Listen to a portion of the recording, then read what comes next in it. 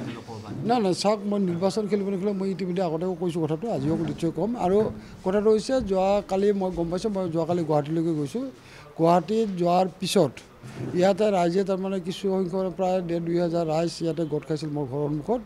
আৰু তেওঁলোকে ৰাইজৰ এটা আৱেগ এইটোৱে যে তেওঁলোকে বিচাৰিছে যে বঙাইগাঁও সমষ্টিটো এৰি পাৰ্লিয়ামেণ্টত যাব নালাগে এই কথাটো তেওঁলোকে কালি তেওঁলোকৰ দাবী মূল দাবী বা দাবী বুলি নক'লেও যে তেওঁলোকে মোৰ প্ৰতি তেওঁলোকৰ এটা পৰামৰ্শ আগবঢ়াইছে গতিকে এই সমষ্টিবাসী ৰাইজৰ আৱেগ অনুভূতিক নিশ্চয় গুৰুত্ব আৰোপ কৰিব লাগিব আৰু মই পৰৱৰ্তী পৰ্যায়ত সমষ্টিবাসী ৰাইজৰ লগত দুই এদিনতে মিলিত হৈ ৰাইজৰ লগত মই আলোচনা বিলোচনা কৰাৰ অন্ততহে মই সিদ্ধান্ত গ্ৰহণ কৰিম ফাইনেল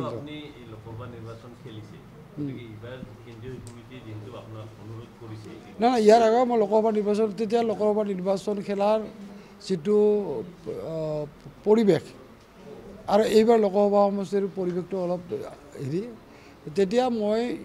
নিৰ্বাচন খেলিছিলোঁ কিন্তু মই জিকিম বুলি নিৰ্বাচন খেলা নাছিলোঁ যে দলে প্ৰতিটো সমষ্টিৰ কেণ্ডিডেট দিবলৈ প্ৰাৰ্থীটো দিব লাগে গতিকে তেতিয়া যিহেতু বৰপেটা সমষ্টিটোৰ পৰিৱেশটো বেলেগ আছিল গতিকে তেতিয়া মই নিজে আগবাঢ়ি আহিছিলোঁ যে যেহেতু দলৰ স্বাৰ্থ ৰক্ষাৰ কাৰণে দলৰ প্ৰতি থকা মোৰ আনুগত্যতাৰ কাৰণে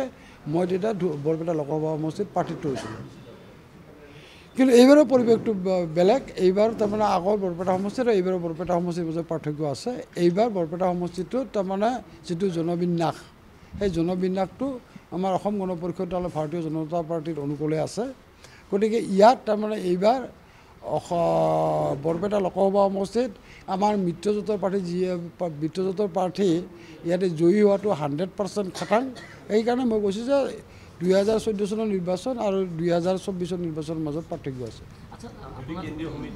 নাই নাই মই কথাটো কৈছোঁ মই সমষ্টিবাসী ৰাইজক তাৰমানে বিমুখ কৰি মই কোনো সিদ্ধান্ত নলওঁ মই সমষ্টিবাসী ৰাইজৰ লগত আলোচনা কৰি মই সিদ্ধান্ত গ্ৰহণ কৰিম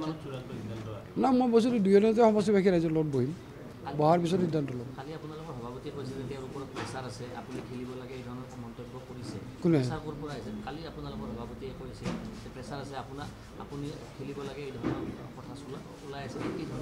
না মই নাজানো বস্তুটো আমাৰ সভাপতি মানে দলৰ সভাপতি না না মই সেইটো কথাটো মই নাজানিম যে প্ৰেছাৰ আছে মই নিৰ্বাচন খেলিব লাগে এই কথাটো মই নাজানিম মই এইটো কথা শুনি আছোঁ যে বোলে ইয়াত তাৰমানে ফণীভূষণ চৌধুৰী নিৰ্বাচন খেলিলে এই সমষ্টিটো অনায়াসে জিকিব এই কথাটো বাহিৰত ওলাই আছে এতিয়া ক'ৰ পৰা ওলাইছে কি ওলাইছে মই এই কথাটো মই নাজানো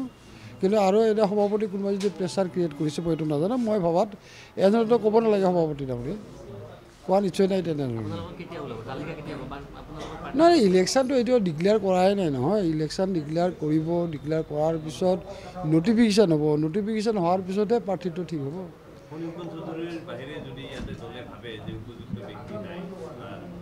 না না উপযুক্ত প্ৰাৰ্থী নাই নহয় এতিয়া মই বঙাইগাঁও সমষ্টিৰ কথাটো যদি মই কওঁ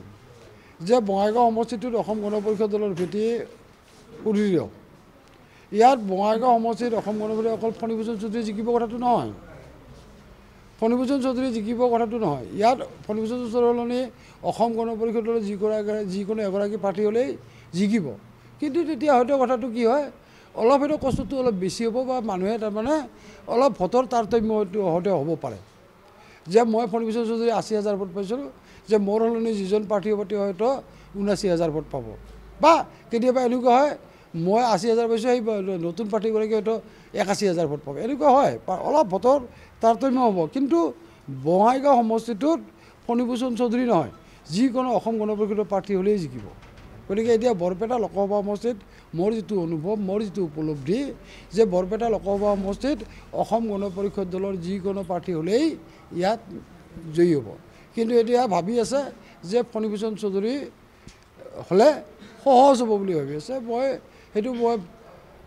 যিসকলে ভাবিছে তেওঁলোকক মই মোৰ ফালৰ পৰা আন্তৰিক তাৰমানে তেওঁলোকৰ প্ৰতি মোৰ শ্ৰদ্ধা আছে ধন্যবাদ আছে যে মোৰ প্ৰতি যিটো আস্থা আৰু বিশ্বাস ৰাখিছে তাৰ কাৰণে মই তেওঁলোকৰ ওচৰত কৃতজ্ঞ হৈ থাকিম আৰু তেওঁলোকৰ এটাই আহ্বান জনাম যে বঙাইগাঁও সমষ্টিত বৰপেটা লোকসভা সমষ্টিত যিগৰাকীয়ে প্ৰাৰ্থী নহওক ইয়াত জিকিব আৰু এই ক্ষেত্ৰত জিকোৱাৰ ক্ষেত্ৰত মই যেনেধৰণে ৱাৰ্ক কৰিব লাগে তেনেধৰণে মই ৱাৰ্ক কৰাৰ কাৰণে প্ৰস্তুত চৰ্চা ছাৰ এনেকৈও চলি আছে যে বিভিন্ন মহলত চৰ্চা চলি আছে যে আপোনাক দিল্লীলৈ পঠাই দিছপুৰত বঙাইগাঁও সমষ্টিটো বিজেপি দখললৈ নিয়াৰ এটা না সেইবিলাক কথা মই নকওঁ এতিয়া ওচৰত সেইবিলাক কথা মই নকওঁ আৰু মই যদি কি কয় সেই হেৰিটো তাৰমানে এটা নাজানা কথা নাভবা কথা এটা মই এটা বস্তুটো সেই কথাটো নকওঁ এতিয়া বস্তুটো এতিয়া সভাপতিয়েতো সেইটো আমাৰ সভাপতিটো সেইটো চিন্তা নকৰে নহয় সভাপতিয়ে চিন্তা কৰে ইয়াতে তাৰমানে সভাপতিয়ে ভাবিছে আমাৰ দলৰ নেতৃত্বই ভাবিছে যে এইবাৰ অন্ততঃ পাৰ্লিয়ামেণ্টত অসম গণ পৰিষদ দলৰ এজন প্ৰতিনিধি থাকক এইটো আমাৰ সভাপতি বা অসম গণ পৰিষদ দলৰ আজিৰ দিনটোত তাৰমানে এইটোৱেই লক্ষ্য আপুনি নহ'লে কোন হ'ব নাই মই সেই কথাটো কেনেকৈ ক'ম মইতো প্ৰাৰ্থী দিয়াৰ মানুহ নহয় নাই মইতো প্ৰাৰ্থী দিয়াৰ মালিক নহয় নহয় মই এতিয়া অসম গণ পৰিষদ দলৰ এজন সদস্য অসম গণ পৰিষদ দলৰ মই নেতৃত্ব বহন কৰা নাই মই অসম গণ পৰিষদৰ হেৰি কেন্দ্ৰীয় নেতৃত্ব মই নহয় এতিয়া অসম গণ পৰিষদ দলৰ মই এগৰাকী কাৰ্যনিৰ্বাহক সদস্য এতিয়া অসম গণ পৰিষদৰ কাৰ্যনিৰ্বাহক সদস্য প্ৰায় 100জন আছে সেই 100জনৰ ভিতৰত মই এজন বিষয় বিভাগসকলক বাদ দি গতিকে মই এটা বস্তুটো মই প্ৰাৰ্থীত্ব দিয়াৰ তাৰমানে মোৰ কোনো অধিকাৰ নাই আলোচনা হ'ব তেতিয়া যদি মোক যদি দলৰ মজিয়াত যদি প্ৰাৰ্থীত্ব নিৰ্বাচনৰ সময়ত যদি মোক যদি আমন্ত্ৰণ জনায় মই ডেফিনেটলি মই তেতিয়া মোৰ নিজৰ মতামতটো মই জনাম